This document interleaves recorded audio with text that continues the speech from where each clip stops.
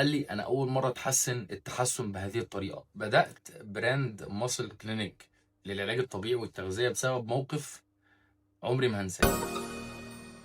السلام عليكم ورحمه الله وبركاته، ازيكم يا ابطال؟ عاملين ايه؟ معاكم دكتور حازم طارق، دكتور علاج طبيعي. الفيديو النهارده لطيف ظريف كده، مش معلومات علاجيه، احنا هنحكي حاجه كده خاصه بالبراند بتاع ماسل كلينيك. احنا بفضل الله بقالنا في مجال العيادات حوالي 5 سنين مثلا، فانا يعني استوقفني كده موقف. بفضل الله بعد ما خلصت الامتياز بتاعي، انا خريج كليه علاج طبيعي جامعه القاهره. الحمد لله الحمد لله، من بدايه الامتياز وانا يعني ما اعرفش، يعني بفضل الله انا كنت خدت كورسات كتير قوي في بدايه حياتي، وكنت اتعلمت في الجيم كتير، وخدت كورسات في التدريب وفي التغذيه قبل ما اتخرج. فالحمد لله ده كان مخليني فارق حته كده شويه عن زملائي اللي كانوا من نفس دفعتي. فمن ساعه ما وانا في الامتياز كنت دايما باخد التعليقات دي من المرضى اللي كنت بشتغل معاهم. انا كنت لسه طالب امتياز ساعتها وقتها، وبتعامل في المستشفيات الجامعيه بقى، في القصر العيني وفي جامعه القاهره عندنا. كان دايما المرضى يقولوا لي يا دكتور انا اول مره حد يعمل لي جلسه علاج طبيعي بالطريقه دي، او مثلا انا ما اتحسنتش بالطريقه دي كده قبل كده. يعني كنت بافتكر المرضى دول بيجاملوني مثلًا، بس الحمد لله يعني التعليقات كانت بتتوالى من المرضى، ده اللي كان خلّاني كده وأنا دكتور صغير لسه وقتها إن أنا أبني يعني ثقة في النفس بسيطة، بجانب الحمد لله الشغل اللي كنا عاملينه على الميديا أو في السوشيال ميديا. أنا باعمل يوتيوب أو بنعمل فيديوهات من حوالي أكتر من 8 سنين لحد دلوقتي. خلّصت الامتياز وبدأت أشتغل في العيادات الخاصة عند الدكاترة في المراكز الكبيرة وقتها. افتكر عيان انا مش متذكر الاسم مثلا دلوقتي، لكن يعني احنا اشتغلت معاه جلستين بالظبط، كان بقاله حوالي 15 جلسه بيعمل علاج طبيعي في نفس المكان، بس كان دكتور قبلي يعني. وقال لي انا اول مره اتحسن التحسن بهذه الطريقه. يعني قلت بيكملني عادي، بس الحمد لله انا كرينج اوف موشن والمدى الحركي بتاعنا كان احسن وكان فعلا في تحسن. كملت معاه الجلسه اللي بعدها، الراجل الحمد لله تحسن بشكل كبير جدا. من وقتها وانا الفكره دي في دماغي، هو ايه اللي بيحصل او انا بعمله؟ انا بعمل اللي احنا اتعلمناه، يعني انا مش شايف ان اللي انا بعمله في العلاج الطبيعي حاجه يعني واو. انا بقى يعني بالفعل فعلا انا بعمل اللي اتعلمته من اساتذتي في الكليه.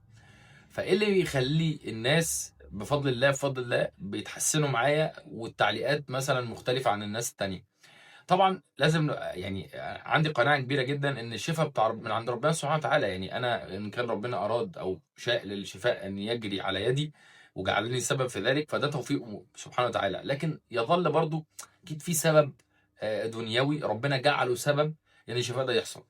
مع التفكير اكتشفت، او مش اكتشفت، يعني سؤالي بقى للناس والزملاء والناس اللي بتشتغل في عيادات تانية، ان قلما في مجال العلاج الطبيعي تحديدا وفي المجالات بشكل عام تلاقي حد بيشتغل بضمير وبيراعي ربنا وبيعمل اللي اتعلمه بالظبط.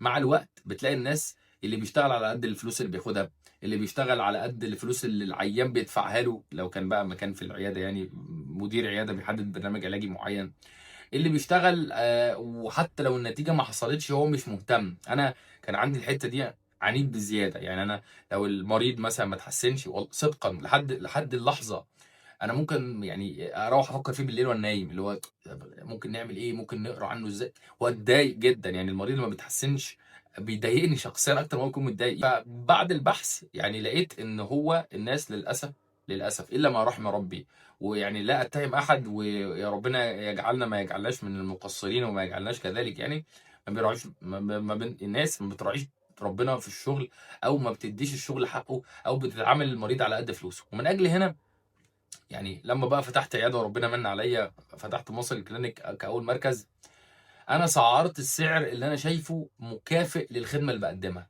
السعر ده كان يمكن وقتها مرتفع، لكن الكلام ده من 5 سنين مثلا. يمكن وقتها كان مرتفع، ولكن انا قلت اقل من السعر ده انا مش هعرف ادي المريض الجوده اللي هو محتاجها. وبالتالي انا حته ان انا ما اديش المريض الجوده اللي هو محتاجها او عايزها دي، انا ما اقدرش اقابل ربنا سبحانه وتعالى واقول له ان انا قصرت في شغلي. فانا هعمل هذا السعر، والمريض اللي هيناسبه هذا السعر هو اللي هيجي لي. وسبحان الله قد كان يعني بفضل الله يعني بنشتغل كويس والمرضى بتجي لنا والدنيا الحمد لله شغاله تمام.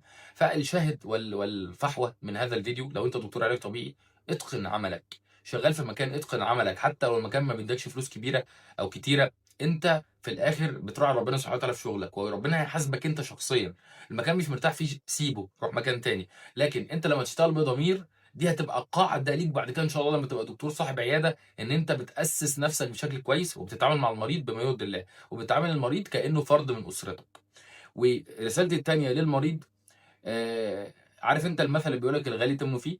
عايز اقول لك هو الغالي ثمنه فيه معظم الاوقات، لكن ليس دائما. ممكن تلاقي ناس غاليه ومش ثمنها فيها، لكن لما تروح لدكتور او تروح لحد انت واثق فيه وتلاقي ان خدمته اعلى سعرا شويه، ده عادي جدا، لان هو بيقدم خدمه جيده. انت نفسك لما بتشتري عربيه نوعها كويس بتدفع فلوس اكتر، لما بتجيب صنايعي شاطر مع الفارق طبعا يعني بتدفع فلوس اكتر. فطبيعي انا برضو لما اجيب بدله كويسه او لبس كويس بدفع فلوس اكتر.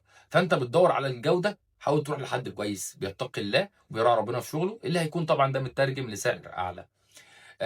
يا رب يكون فيديو عجبكم. هو كان فيديو دردشه كده خفيف في النص. لو حابين تعرفوا قصص اكتر عن قصه براند مصر كلينيك واحنا بنشتغل ازاي وبدانا ازاي وعملنا ايه، يعني عندنا كتير جدا نحكيه، يعني قولوا لي تحت في التعليقات وان شاء الله نعمل لكم فيديو عن حاجه زي كده. كان معاكم دكتور حازم طارق، اشوفكم الفيديو الجاي ان شاء الله.